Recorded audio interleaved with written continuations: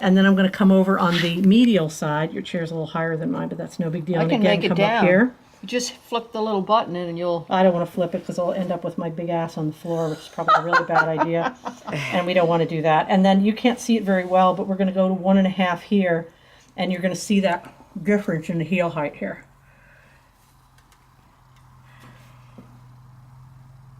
Now my friend marks up the rest of the foot, which I don't tend to do, and I probably should, but I don't. As far as marking the breakover, and well, I mark it up for the heels because I really, really want to see, especially in a horse like this, when we want to back the heels up a little bit more. He has a good heel bar triangle here, and this heel's higher. Can you see the difference now? Where we've marked. Oopsie, What are you looking at? This little... I'm going to rasp my line. I'm going to rasp my line. I'm going to draw this heel back to this line over here. This And this part line, I here have to is take going to very come... little off here. This part here is going to go to there? Yes. I want to move this whole heel bar triangle as far back as I can to the widest part of the frog, which is right here. All right, now his feet are like stones, so this is going to be really, really fun to deal with the bars because they're like stones. And he also doesn't have, which is typical of a lot of laminitis horses, he doesn't have a lot of healthy connection at the toe. What does connection mean? Oh, I'm sorry, connection between the lamina and the hoof wall. So this is a more vulnerable place, or his breakover needs to be brought back, and he may wear the toe. So it's one or the other of that. But he has, you know, not great concavity, so I can see why he would need to be booted. Now, I don't have it here, but Now this here we can also do... is dirt. It's like, it's not really... I know. Do you have a wire brush? Yes. Yeah, see this? Oh, but you he do? weights the outside here so much and toes in No. that he's getting some wall separation. Yeah. Can you see that? Oh, I wanted you to see that. Yes. He's getting wall separation there, and that is from weighting this side too much and for this being a little bit too high on the medial side.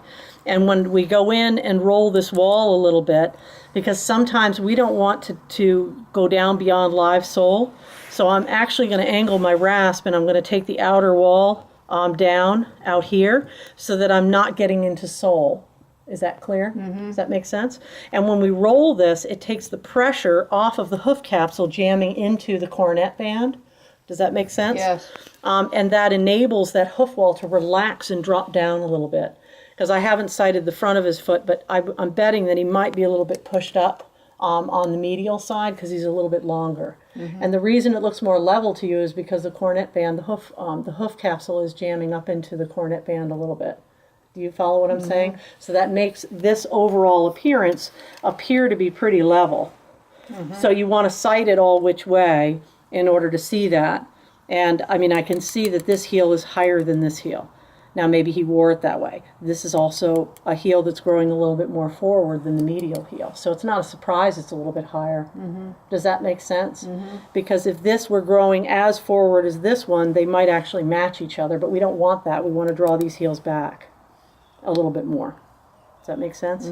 So that we can try to improve this angle here and make this angle a little steeper in the heel. We want this heel angle to be a little bit steeper. So you want it more like this? Yeah, I want it more, the heel more upright. I don't want the heel longer.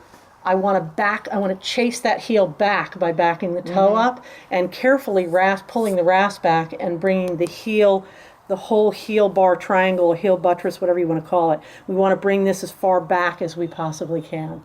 So you think of it this way, I want to chase this foot back here. You follow me? So his foot's not super underslung because his trimming is really pretty good.